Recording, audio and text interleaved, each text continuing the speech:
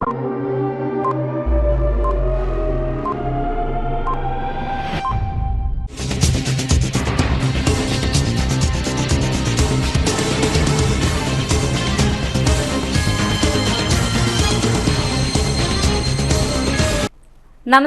CTV ന്യൂസിലേക്ക് സ്വാഗതം. ആദ്യം പ്രധാന വാർത്തകൾ. ഇന്നത്തെ പ്രധാന വാർത്തകൾ നിങ്ങൾക്കായി സമർപ്പിക്കുന്നത് Lalees hyper market, Lalees mall, Pattikkad centre, Thrissur.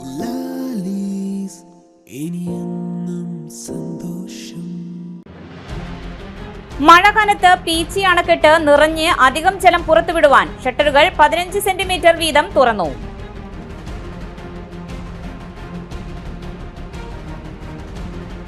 വന്യമൃഗങ്ങൾ കാടിന് പുറത്തിറങ്ങിയാൽ വെടിവെക്കുവാൻ പോലീസിന് അധികാരം നൽകുന്ന നിയമം ഉണ്ടാക്കണമെന്ന് ജോസ് കെ മാണി. മകൾ വീടും സ്ഥലവും തട്ടിയെടുത്ത് പുറത്താക്കിയ മാതാപിതാക്കൾ കോടതി വിധി സമ്പാദിച്ച് തിരികെ വീട്ടിലെത്തി താമസം തുടങ്ങി.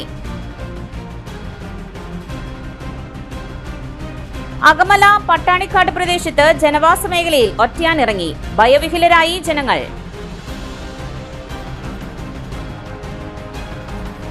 പുത്തൂർ സെന്റ് തോമസ് ഫൊറോന പള്ളിയിലെ CLC ഇഗ്നേഷ്യസ് ലയോണയുടെ അനുസ്മരണം സംഘടിപ്പിച്ചു.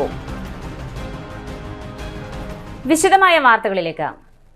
പീച്ചി ഡാമിന്റെ വൃഷ്ടി പ്രദേശത്ത് കനത്ത മഴ തുടരുന്നതിനാൽ പീച്ചി ഡാം ഷട്ടറുകൾ തുറന്നു. ജില്ലാ ദുരന്ത നിവാരണ അതോറിറ്റി ചെയർമാൻ കൂടിയായ ജില്ലാ കളക്ടർ അർജുൻ പാണ്ഡ്യനാണ് ഉത്തരവിട്ടത്.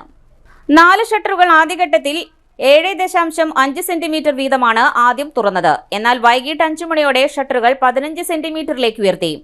നിലവിലെ ജലനിരപ്പ് 78.25 മീറ്ററാണ്. പരമാവധി ജലനിരപ്പ് 79.25 മീറ്ററാണ്.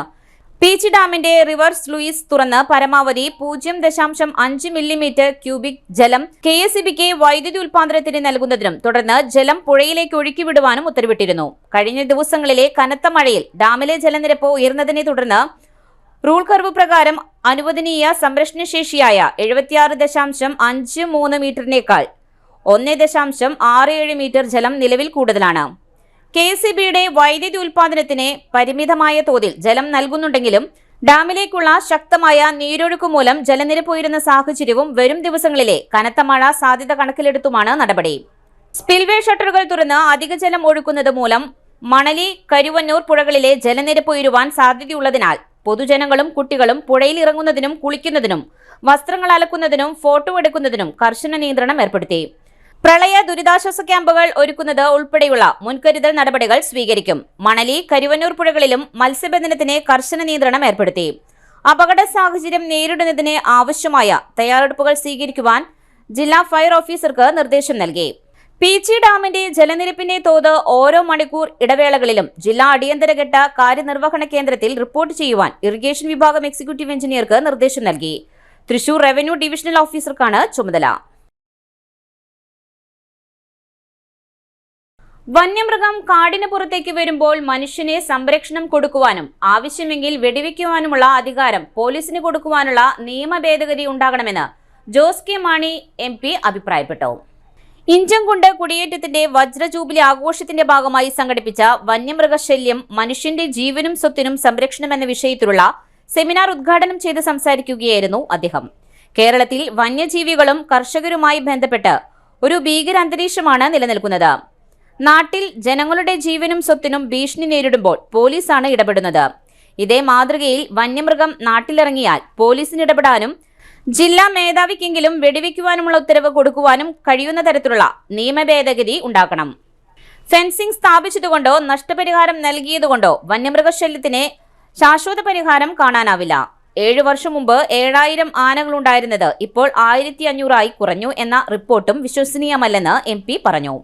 വന്യമൃഗം വനത്തിന് പുറത്തു വന്നാൽ സംരക്ഷിക്കേണ്ടത് മനുഷ്യനെയാണെന്ന് പറയുവാനുള്ള ചങ്കൂറ്റമാണ് ഉണ്ടാകേണ്ടതെന്നും ഇക്കാര്യത്തിൽ കേന്ദ്രത്തിൽ ചർച്ചകളുണ്ടാകണമെന്നും ഇതിനാവശ്യമായ നിയമ ഭേദഗതി കൊണ്ടുവരണമെന്നും ജോസ് കെ മാണി ആവശ്യപ്പെട്ടു. സെമിനാറിൽ സനീഷ് കുമാർ ജോസഫ് MLA അധ്യക്ഷത വഹിച്ചു. Retired assistant forest conservator AO Sunny, Kerala വന ഗവേഷണ കേന്ദ്രത്തിലെ സയന്റിസ്റ്റ് ഡോക്ടർ AV രഘു തുടങ്ങിയവർ സെമിനാറിൽ വിഷയം അവതരിപ്പിച്ചു. ഇന്ന് ഈ കുടിയേറ്റ വജ്രജൂബിലിയെ പറ്റി സംസാരിക്കുമ്പോൾ നമ്മുടെ കുടിയേറ്റ മേഖലയും അല്ലെങ്കിൽ കുടിയേറ്റ കർഷകരെ പറ്റി നമ്മൾ സംസാരിക്കുന്നുണ്ട്. ഇവിടെ നിന്ന് നോക്കുമ്പോൾ വളരെയധികം ആളുകൾ, അടുപ്പമുള്ളവരും സുഹൃത്തുക്കളും ബന്ധുക്കളും ഒക്കെ എൻ്റെ മുമ്പിലിരിക്കുന്നത് കാണാം. ഒരുപക്ഷെ എൻ്റെ ലാഭം മാണിസാറുമായി ബന്ധപ്പെട്ട മാണിസാറുമായി ആത്മബന്ധമുള്ള വളരെയധികം കുടുംബങ്ങൾ ഈ പ്രദേശത്തുമുണ്ട്.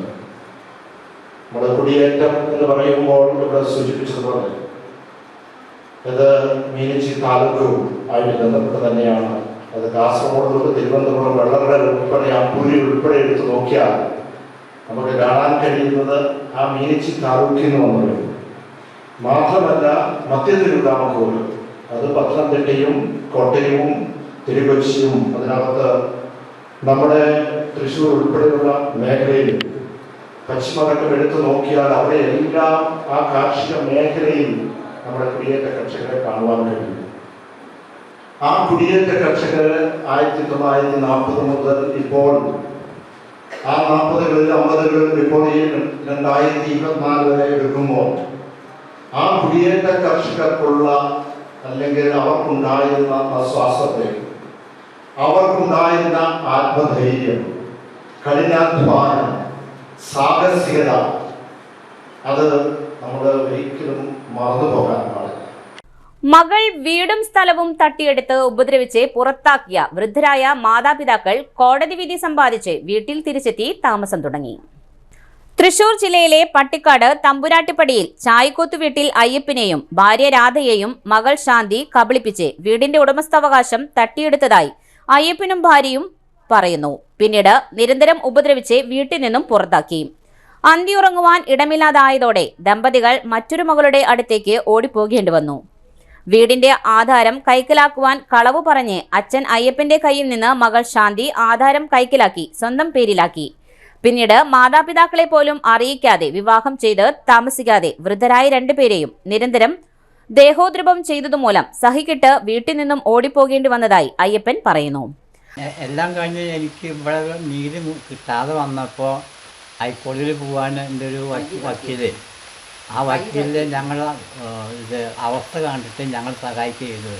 അങ്ങനെ ഹൈക്കോടതിയിൽ പോയിട്ട് അങ്ങോട്ട് ഈ വിധി ഞങ്ങൾക്കിത് ഇവിടുത്തെ വിധി നടപ്പാക്കാൻ പറഞ്ഞുള്ള വിധി ഹൈക്കോടതിയിൽ നിന്ന് അങ്ങോട്ട് വാങ്ങിച്ചെടുത്തത്.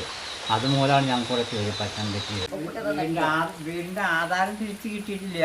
അത് ഇപ്പോൾ അവളുടെ കസ്റ്റഡിയിൽ തന്നെയാണ്. താമസിക്കാനുള്ള സൗകര്യം ചെയ്താൽ കിട്ടിയിട്ടുള്ളൂ. ആ വീട് കിട്ടാനുള്ള ആധാരം കിട്ടാനുള്ള ഞങ്ങൾ ഹൈക്കോടതിയിൽ പോയി കേസ് കൊടുത്തിരിക്കുകയാണ്.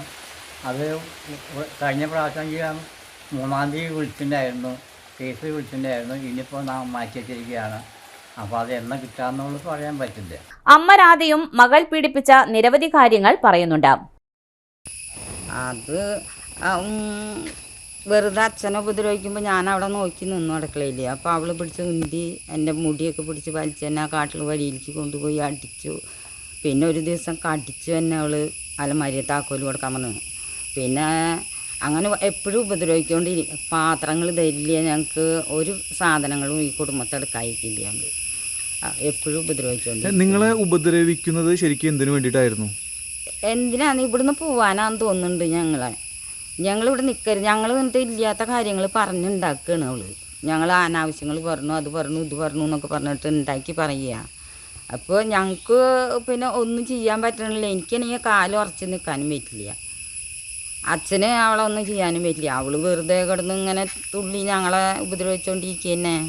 മറ്റൊരു മകൾക്കൊപ്പം താമസിച്ച് കോടതിയിൽ പരാതി നൽകി 2 വർഷം കഴിഞ്ഞ് മകൾ തട്ടിയെടുത്ത വീട്ടിൽ താമസിക്കുവാൻ കോടതി വിധി സമ്പാദിച്ചു. വൃദ്ധരായ അയ്യപ്പനും രാധയും ഇപ്പോൾ സ്വന്തം വീട്ടിൽ തിരിച്ചെത്തിയ ആശ്വാസത്തിലാണ്. ശക്തമായ മഴയെ തുടർന്ന് പത്താഴക്കുണ്ട് ഡാം നിറഞ്ഞതിനെ തുടർന്ന് ഡാമിന്റെ 3 ഷട്ടറുകൾ തുറന്ന് വെള്ളം കനാലിലേക്ക് ഒഴുക്കിവിട്ടു. പരമാവധി ജലസംഭരണ ശേഷി 14 മീറ്ററുള്ള ഡാമിൽ ജലനിരപ്പ് 13 മീറ്ററായി ഉയർന്നതോടെയാണ് ഡാം ഷട്ടറുകൾ തുറന്നത്. Minor irrigation assistant executive engineer PV Bindu, assistant engineer VV Soumya, overseer MG Sanoop തുടങ്ങിയവരുടെ നേതൃത്വത്തിലാണ് ഡാമിന്റെ ഷട്ടറുകൾ തുറന്നത്. ഡാമിൽ നിന്നും പുറത്തേക്ക് ഒഴുകിയെത്തുന്ന വെള്ളം ചീപ്പുചിറ, മിണാലൂർ, കുറ്റിയങ്കാവ്, പെരിങ്ങോട് ചിറ വഴി പുഴയ്ക്കൽ എത്തിച്ചേരും.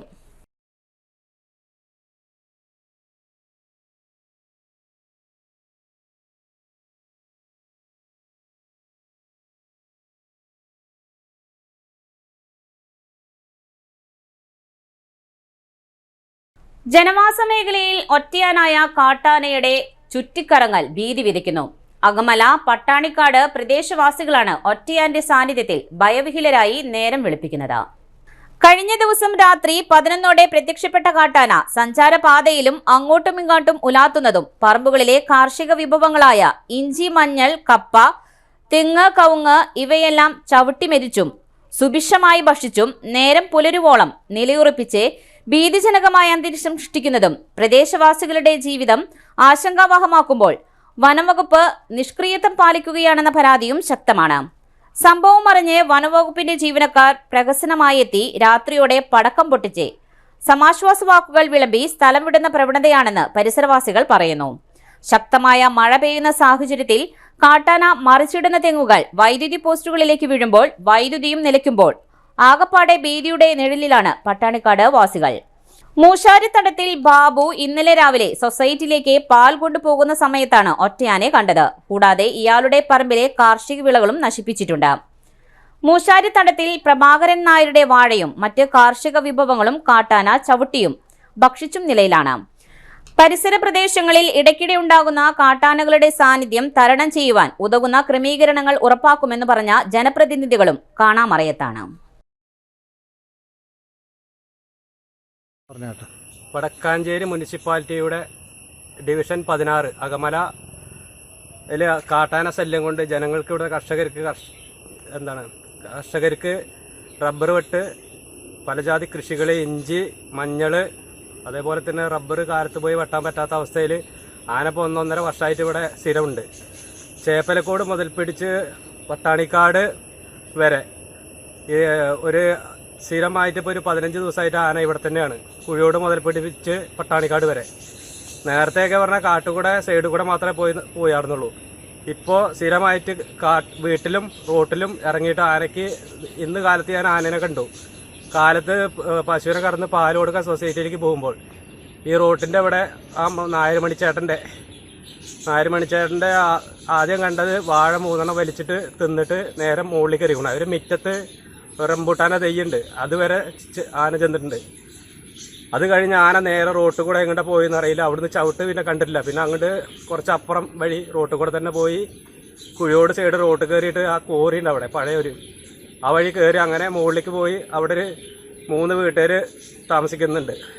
അവരതിനെ പാത്രങ്ങളൊക്കെ കുട്ടി ഓടിച്ച് നേരെ കാട്ടിൽ കയറി ആന കാട്ടിൽ നിന്ന് നേരെ താഴ്ത്തിക്ക് ഇറങ്ങിയിട്ട് ആന ഇപ്പോൾ പട്ടാണിക്കാട് ഭാഗത്ത് ആന അവിടെ നടക്കുന്നുണ്ട്. അതുപോലെ തന്നെ കാലത്ത് റബ്ബർ വെട്ടാനൊന്നും പോകാൻ പറ്റുന്നില്ല, പശുവിനെ കറന്ന് പാൽ കൊടുക്കാൻ പറ്റുന്നില്ല. ഇതിന് വേണ്ടപ്പെട്ട അധികാരികൾ എത്രയും പെട്ടെന്ന് ഇതിന് നിയമ നടപടി സ്വീകരിക്കണമെന്ന് MP ആയാലും MLA ആയാലും ഈ ഭാഗം വന്ന് പരിസരത്ത് വന്ന് ഇതിൻ്റെ ജനങ്ങളുടെ അവസ്ഥ മനസ്സിലാക്കണം. ഇനിയൊരു ഇടവേള. സേവന രംഗത്ത് 25 കൊല്ലമായി മണ്ണുത്തിയിൽ പ്രവർത്തിക്കുന്ന തട്ടിൽ ഫിനാൻസ് എന്ന സ്ഥാപനം 25ാം വയസ്സ് ആഘോഷിക്കുന്ന വേളയിൽ കാളത്തോട് സ്വന്തം ബിൽഡിംഗിൽ പ്രവർത്തനം ആരംഭിച്ചിരിക്കുന്നു. 1 ഗ്രാം സ്വർണത്തിന് കൂടുതൽ പണം, പലിശ നിന്ന ദിവസത്തേക്ക് മാത്രം, 5 മിനിറ്റിനുള്ളിൽ ലോൺ, 25 വർഷത്തെ പാരമ്പര്യം. നിങ്ങൾ തരുന്ന സ്വർണത്തിന് കൂടുതൽ പണം. Thattil finance, Thattil arcade, Kalathode. Head office Thattil finance, Kalpaka complex, Mannuthy. 35 വർഷത്തെ പ്രവൃത്തി പരിചയമുള്ള മണ്ണുത്തിയിലെ ഏക സ്ഥാപനം Rachana laboratory. Fully computerised, ISO certified laboratory. Haematology, biochemistry, electrolytes, hormones, serology, clinical pathology, ECG. Fully automatic മെഷീനറികളുടെ സഹായത്താൽ ഉത്തരവാദിത്വത്തോടുകൂടി റിസൾട്ടുകൾ പേഷ്യൻസിന് ലഭ്യമാക്കുന്നു. ഒറ്റ ഫോൺ കോളിൽ ഹോം സർവീസ്. വിദഗ്ധരായ ടെക്നീഷ്യന്മാരുടെ സേവനം. എല്ലാ ദിവസവും രാവിലെ 7 മുതൽ വൈകിട്ട് 7 വരെയും ഞായറാഴ്ചകളിൽ രാവിലെ 7 മുതൽ ഉച്ചയ്ക്ക് 1 മണി വരെയും തുറന്നു പ്രവർത്തിക്കുന്നു. Rachana laboratory, NH road, Mannuthy. an ISO certified laboratory. Mediplus ortho ENT and chest clinic, Mannuthy. അസ്ഥി, വാദം സംബന്ധ എല്ലാ രോഗങ്ങൾക്കും orthopaedic surgeon doctor Amalu Joy ചൊവ്വ വ്യാഴം ദിവസങ്ങളിൽ 5:30 മുതൽ സേവനമനുഷ്ഠിക്കുന്നു. ENT സ്പെഷ്യലിസ്റ്റ് ഡോക്ടർ അരുൺ ചെവി, മൂക്ക്, തൊണ്ട സംബന്ധമായ രോഗങ്ങൾക്ക് ബുധൻ, വെള്ളി ദിവസങ്ങളിൽ വൈകിട്ട് 5:30 മുതൽ രോഗികളെ പരിശോധിക്കുന്നു. വിട്ടുമാറാത്ത ചുമ, കഫക്കെട്ട്, ആസ്മ, അലർജി എന്നീ ശ്വാസകോശ രോഗങ്ങൾക്ക് pulmonology specialist doctor Jagadish Raj ചൊവ്വ ശനി ദിവസങ്ങളിൽ രാവിലെ 9 മണി മുതൽ സേവനമനുഷ്ഠിക്കുന്നു. ബുക്കിംഗിനായി contact Mediplus diagnostics, digital x-ray, laboratory and ECG, Suvarna Bazar, market road, Mannuthy. Phone 0487-237-2374, mobile 790227-2374. ഉറങ്ങണില്ല, ഏതു നേരം ഈ പാവം പിടിച്ചോണ്ടിരിപ്പാ. കുട്ടി പറയൂ, എന്താണ് യഥാർത്ഥ പ്രശ്നം? ഒന്നുമില്ല. You have any sort of depression? പ്രണയ നൈരാശ്യം? കിടക്കയിൽ മൂട്ടയൊന്നുമില്ല, പക്ഷെ കിടക്കാം. ഇത് ഏത് മെഡിസിൻ? മെഡിസിൻ അല്ല, royal bed house. Best royal bed house, Shoranur road, Thrissur. വീണ്ടും വാർത്തയിലേക്ക്. മണ്ണുത്തിയിലും പരിസര പ്രദേശത്തും ശക്തമായ മഴയിൽ വെള്ളക്കെട്ട് രൂപപ്പെട്ടു. മണ്ണുത്തി ഫ്ലൈ ഓവറിന്റെ ഇരുവശത്തെയും സർവീസ് റോഡുകൾ തോടുകളായി. വാഹനങ്ങൾ പോകുമ്പോൾ ശക്തിയായി വെള്ളം തെറിക്കുന്നതിനാൽ കാൽനട യാത്രക്കാരും ഇരുചക്ര വാഹന യാത്രക്കാരും ഏറെ പ്രയാസപ്പെടുകയാണ്. രാവിലെ ആരംഭിച്ച മഴ ഉച്ച കഴിഞ്ഞതോടെ ശക്തി പ്രാപിച്ചു. ഇപ്പോഴും മഴ തുടരുകയാണ്.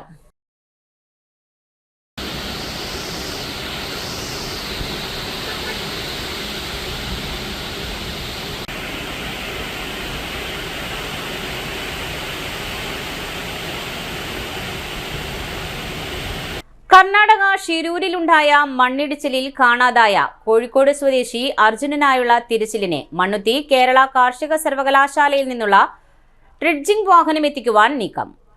ഷിരൂരിൽ കാണാതായ അർജുനനെ കണ്ടെത്താനുള്ള തെരച്ചിലിനായി കാർഷിക സർവകലാശാലയുടെ ഡ്രെഡ്ജർ എത്തിക്കുന്നതിന് മുന്നോടിയായി വിദഗ്ധ സംഘം ഷിരൂരിലേക്ക് പുറപ്പെട്ടു. ഡ്രെഡ്ജർ ഉപയോഗിച്ച് നദിയിൽ തിരച്ചിൽ നടത്തുന്നതിനായുള്ള സാധ്യതകൾ പരിശോധിക്കുവാനാണ് സംഘം പോയത്. ഡ്രെഡ്ജിംഗ് യന്ത്രത്തിന്റെ ഒരു ഓപ്പറേറ്ററും കൃഷി വകുപ്പിലെ ഉദ്യോഗസ്ഥനുമാണ് ഷിരൂരിലേക്ക് പുറപ്പെട്ടത്. ഷിരൂരിലെത്തി പരിശോധനകൾക്ക് ശേഷം യന്ത്രം കൊണ്ടുപോകുന്നതിൽ അന്തിമ തീരുമാനമെടുക്കും. നിലവിൽ ഡ്രെഡ്ജർ തൃശൂർ എലത്തുരുത്ത് കനാൽ വൃത്തിയാക്കുന്നതിനായി ഉപയോഗിച്ചു വരികയാണ്. തകതിമി 2024 സ്കൂൾ കലോത്സവം ജൂലൈ 26, 27 തീയതികളിൽ UPS താണിക്കുടത്ത് നടന്നു. എല്ലാ മത്സരങ്ങളും നല്ല നിലവാരം പുലർത്തി.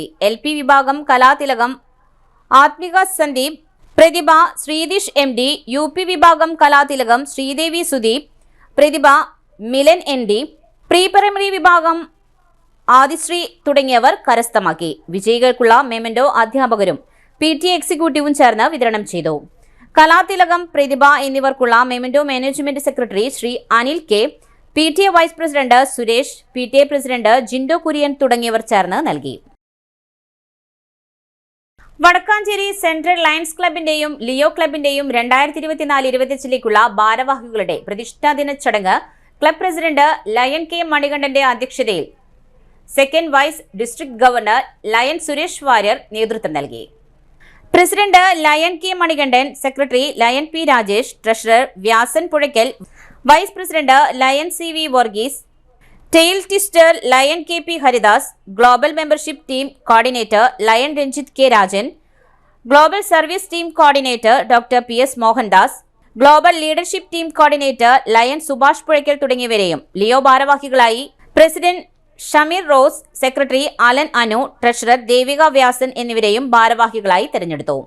മാരാത്തുകുന്ന് ഹർഷൻ വായന പൊതുവായനശാല സിക്കേറ്റഗിരിയിൽ നിന്നും ഏക്കേറ്റഗിരിയിൽ എത്തിക്കുന്നതിന് വേണ്ട ചുമതല സെൻട്രൽ ലയൺസ് ക്ലബ് ഈ വർഷം വഹിക്കുവാൻ തീരുമാനിച്ചു.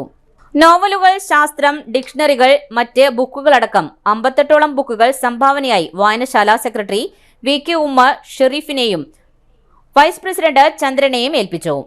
യോഗത്തിൽ സ്വാഗതം ചാർട്ടർ പ്രസിഡന്റ് സുഭാഷ് പുഴയ്ക്കലും നന്ദി സെക്രട്ടറി P രാജേഷും രേഖപ്പെടുത്തി. Lion KM Ashraf, regional chairperson lion PM Raveendranathan, zone chairperson lion CT Shaju Thomas, area committee chairperson lion Fousiya Nazeer, Machad lions club president Rojas Alappat, president Shamarin Rose തുടങ്ങിയവർ പ്രസംഗിച്ചു. 2023-24 ലയൺസ്റ്റിക് വർഷത്തിൽ നല്ല രീതിയിൽ പ്രവർത്തിച്ചവരെ മെമന്റോകൾ നൽകി ആദരിച്ചു.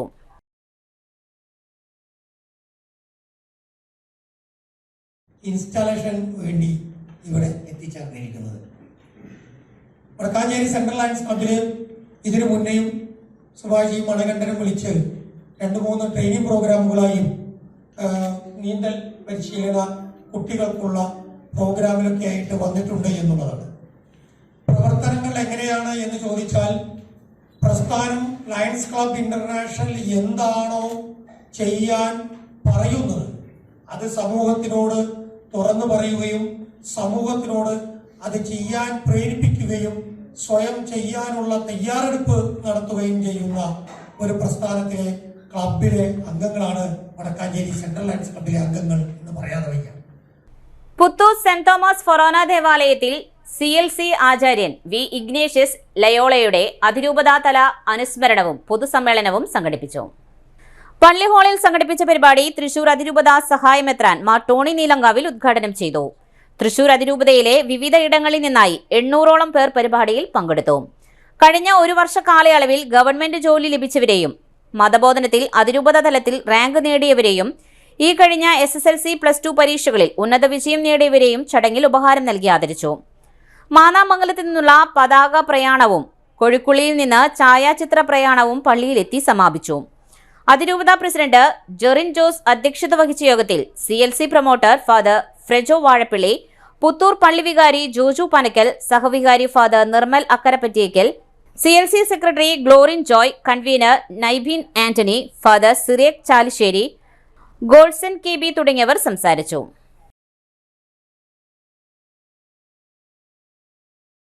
തിരിച്ചെത്താം ഒരു ഇടവേളയ്ക്ക് ശേഷം. പരിശുദ്ധ സ്വർണ്ണ വിപണനത്തിന്റെ 26-ൽ പരം വർഷങ്ങൾ.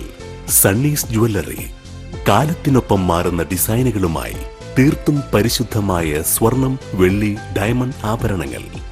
ഇഷ്ടാനുസരണം തിരഞ്ഞെടുക്കുവാൻ ഏറ്റവും വലിയ ആഭരണ കളക്ഷൻ. വർഷങ്ങളായി പ്രവർത്തിച്ച് ജനവിശ്വാസം ആർജിച്ച പാരമ്പര്യം. ജനങ്ങളുടെ സൗകര്യാർത്ഥം മണ്ണുത്തിയിൽ തൃശൂർ ബസ് സ്റ്റോപ്പിന് സമീപവും പോസ്റ്റ് ഓഫീസിന് സമീപവുമായി 2 ഷോറൂമുകൾ. മോഹന വാഗ്ദാനങ്ങളില്ലാത്ത വിശ്വസ്ത സ്ഥാപനം സണ്ണീസ് ജ്വല്ലറി, തൃശൂർ ബസ് സ്റ്റോപ്പിന് സമീപം മണ്ണുത്തി. അവർ സിസ്റ്റർ കൺസേൺ സണ്ണീസ് ജ്വല്ലറി, പോസ്റ്റ് ഓഫീസിനു സമീപം മണ്ണുത്തി. നിങ്ങൾക്ക് ഡയബറ്റീസ് ഉണ്ടോ? ഡയബറ്റീസ് കണ്ണിന്റെ ഞരമ്പുകളെ ദുർബലപ്പെടുത്തി കാഴ്ച നഷ്ടപ്പെടുവാൻ സാധ്യതയുണ്ട്. കണ്ണിന്റെ ഞരമ്പുകളെ സംരക്ഷിക്കുന്ന നൂതന ചികിത്സയുമായി അമൃത കണ്ണാശുപത്രി മണ്ണുത്തി. കണ്ണോപ്പറേഷൻ ഇനി മണ്ണുത്തിയിൽ. 30 വർഷത്തെ സേവന പാരമ്പര്യവുമായി ഡോക്ടർ ആശ അമൃത കണ്ണാശുപത്രി മണ്ണുത്തി. നൂതന ഫ്രെയിമുകളും കോൺടാക്ട് ലെൻസുകളും ഇവിടെ ലഭ്യമാണ്. കൂടാതെ എല്ലാ ഇൻഷുറൻസ് പരിരക്ഷകളും ചികിത്സകളും ഇവിടെ ലഭിക്കുന്നു. അമൃത കണ്ണാശുപത്രി Mannuthy and Vadakkumchery. Phone 0487237485. Mobile 9061858682. ആതുര ശുശ്രൂഷ രംഗത്ത് 4 നൂറ്റാണ്ടായി മഹനീയ സേവനം കാഴ്ചവെച്ച് വിലങ്ങന്നൂർ സെന്ററിൽ പ്രവർത്തിക്കുന്ന പനക്കൽ ആയുർവേദ ഫാർമസിയുടെ നവീകരിച്ച ആയുർവേദ ക്ലിനിക് ഇപ്പോൾ തുറന്നു പ്രവർത്തിക്കുന്നു. തിങ്കൾ, വെള്ളി ദിവസങ്ങളിൽ വൈകിട്ട് 3 മുതൽ 6 വരെ ഡോക്ടർ വിനിയ ജിബിൻ പനക്കൽ രോഗികളെ പരിശോധിക്കുന്നു. സ്ത്രീകൾക്കായി പ്രത്യേക പരിശോധനാ സംവിധാനം. ഏത് രോഗത്തിനും പ്രതിവിധി. Panakkal Ayurveda pharmacy, Vilangannur. Phone number 9495225992. വീണ്ടും വാർത്തയിലേക്ക്. പൊങ്ങണങ്ങാട് പ്രദേശത്ത് മലയോര ഹൈവേ നിർമ്മാണം മൂലം റോഡ് തകർന്ന് യാത്രാ ദുരിതം അനുഭവിക്കുന്നതായി പരാതി. മാസങ്ങളായി മലയോര ഹൈവേ നിർമ്മാണത്തിനായി റോഡും കല്ലുങ്കുകളും പൊളിച്ച് എന്നാൽ എത്രയും പെട്ടെന്ന് പണി തീർക്കാതെ കരാറുകാരൻ പണികൾ സാവധാനത്തിലാക്കിയതാണ് മഴക്കാലത്തെ ഈ ദുരിതത്തിന് കാരണമായത്. നാട്ടുകാർ മാധ്യമപ്രവർത്തകരെ വിവരം അറിയിച്ചു എന്നറിഞ്ഞതോടെ പലയിടത്തും മണ്ണിട്ട് കുഴികൾ അടച്ചു. എന്നാൽ കയറ്റമുള്ള സ്ഥലത്ത് മണ്ണിട്ടതുമൂലം വാഹനങ്ങൾ വഴുതി മുന്നോട്ട് കയറുവാൻ കഴിയാതെ നട്ടം തിരിയുകയാണ്.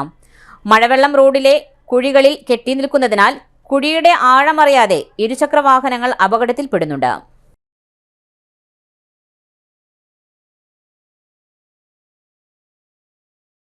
പ്രകൃതി സംരക്ഷണ സംഘം കേരളയുടെ ഈ വർഷത്തെ സാഹിത്യ ശ്രേഷ്ഠ പുരസ്കാരം കഥാകൃത്തും നോവലിസ്റ്റും സാംസ്കാരിക പ്രവർത്തകനുമായ K. ഉണ്ണികൃഷ്ണനെ സമർപ്പിച്ചു.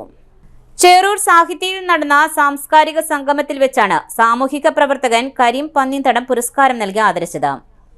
മുതിർന്ന മാധ്യമ പ്രവർത്തകൻ മോഹൻദാസ് പാറപ്പുറത്ത് അധ്യക്ഷത വഹിച്ചു. പ്രകൃതി സംരക്ഷണ സംഘം സംസ്ഥാന സെക്രട്ടറി ഷാജി തോമസ് N. വൃക്ഷത്തൈ നൽകി. Novelist K. Raghunathan, literary forum secretary PRK, ചേനമെഴുത്തച്ഛൻ പുരസ്കാര ജേതാവ് ഡോക്ടർ SK വത്സന്തൻ, ഗാനരചയിതാവ് MD രാജേന്ദ്രൻ, മാനുവൽ സൺസ് ഗ്രൂപ്പ് മേധാവി PM Thomas, Sakthan Thampuran college principal Ajith Kumar Raja, കവി P വിനോദ്, അപർണ ബാലകൃഷ്ണൻ, നഫീസത്ത് BV തുടങ്ങിയവർ അനുമോദന പ്രസംഗം നടത്തി. മണ്ണുത്തി ചെറക്കേക്കോട് റോഡിലേക്ക് സ്റ്റേറ്റ് സീഡ്സ് ഫാമിന്റെ മതിൽ തകർന്നു വീണു. കൃഷിഭവന് മുന്നിലെ അപകടകരമായ വളവിൽ മതിൽ റോഡിലേക്ക് വീണ് കിടക്കുന്നത് നീക്കം ചെയ്യാത്തത് മറ്റൊരു അപകടം സൃഷ്ടിക്കുമെന്ന് നാട്ടുകാർ പരാതി പറയുന്നു. എന്നാൽ ദിവസങ്ങൾക്ക് മുമ്പ് റോഡിലേക്ക് മതിൽ വീണ കാര്യം അധികൃതർ അറിഞ്ഞ മട്ടില്ല. സീഡ് ഫാമിനോട് ചേർന്ന മതിൽ ബന്ധപ്പെട്ടവർ കണ്ടിട്ടും ഇതൊന്നും ഞങ്ങളെ ബാധിക്കില്ല എന്ന മട്ടാണ്. റോഡിൽ വീണ മതിൽ നീക്കിയില്ലെങ്കിൽ അതിനായി ഇനി പ്രക്ഷോഭം ആരംഭിക്കേണ്ടി വരുമോ എന്നും ആശങ്കയിലാണ് നാട്ടുകാർ. പടവനാട് സൗഹൃദ കൂട്ടായ്മയുടെ 25ാം വാർഷികം ജനറൽ ബോഡി യോഗവും കുടുംബസംഗമവും ഷീബ അമീർ ഉദ്ഘാടനം ചെയ്തു. പ്രസിഡന്റ് ടോണി തോമസ് അധ്യക്ഷത വഹിച്ച ചടങ്ങിൽ സീനിയർ ആർട്ടിസ്റ്റ് മിഥുൻ മുഖ്യ അതിഥിയായിരുന്നു. Secretary Anto Jose, Padavanad division councillor Neethu Dileesh, Kuttanellur division councillor Shyamala Venugopal, treasurer Bibin Baby തുടങ്ങിയവർ ആശംസകൾ നേർന്ന് സംസാരിച്ചു. 2024-25 വർഷത്തേക്കുള്ള കമ്മിറ്റി അംഗങ്ങളെയും തെരഞ്ഞെടുത്തു.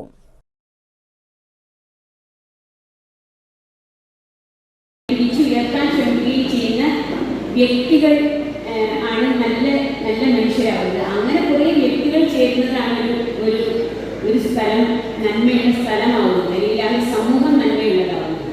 അങ്ങനെ ആലോചിക്കുമ്പോൾ തീർച്ചയായിട്ടും നിങ്ങൾ മാതൃകയായി തന്നെയാണ് എനിക്ക് തോന്നുന്നത്. പ്രത്യേകിച്ച് 25 വർഷമായി നിങ്ങൾ ഈ പ്രവർത്തനങ്ങൾ തുടങ്ങിയിട്ടെന്ന് പറയുന്നത്. അത് ചെറുപ്പക്കാരുടെ കാര്യം എടുത്ത് പറയാതിരിക്കാൻ ചെയ്യാനാണ് തോന്നി. അപ്പോൾ പിന്നെ ഈ കാലത്ത് നമ്മൾ ജാതി പറഞ്ഞ്, മതം പറഞ്ഞ്, എന്തൊക്കെ പറഞ്ഞ്, രാഷ്ട്രീയം പറഞ്ഞ് എങ്ങനെ നമ്മൾ ഓരോരുത്തരെ പല കഴിവുകളിലാക്കാമെന്ന് വിചാരിക്കുന്ന സ്ഥലത്താണ് ഇത്തരം കൂട്ടായ്മകൾ. എത്ര കൂട്ടായ്മകൾ ഉണ്ടാവേണ്ടതെന്ന് കൂടി പറയുകയാണ്. എല്ലാ സ്ഥലങ്ങളിലും ഇത്തരം കൂട്ടായ്മകൾ ഉണ്ടായാൽ മാത്രമാണ് ഈ ജാതിയും മതവും. പ്രധാന വാർത്തകൾ ഒരിക്കൽ കൂടെ. മഴ കനത്ത് പീച്ചി അണക്കെട്ട് നിറഞ്ഞ് അധികം ജലം പുറത്തുവിടുവാൻ ഷട്ടറുകൾ 15 സെന്റിമീറ്റർ വീതം തുറന്നു.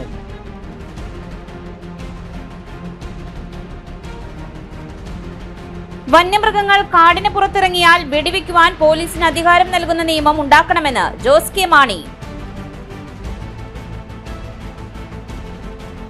മകൾ വീടും സ്ഥലവും തട്ടിയെടുത്ത് പുറത്താക്കിയ മാതാപിതാക്കൾ കോടതി വിധി സമ്പാദിച്ച് തിരികെ വീട്ടിലെത്തി താമസം തുടങ്ങി. അകമല പട്ടാണിക്കാട് പ്രദേശത്ത് ജനവാസ മേഖലയിൽ ഒറ്റയാനിറങ്ങി. ഭയവിഹ്വലരായി ജനങ്ങൾ.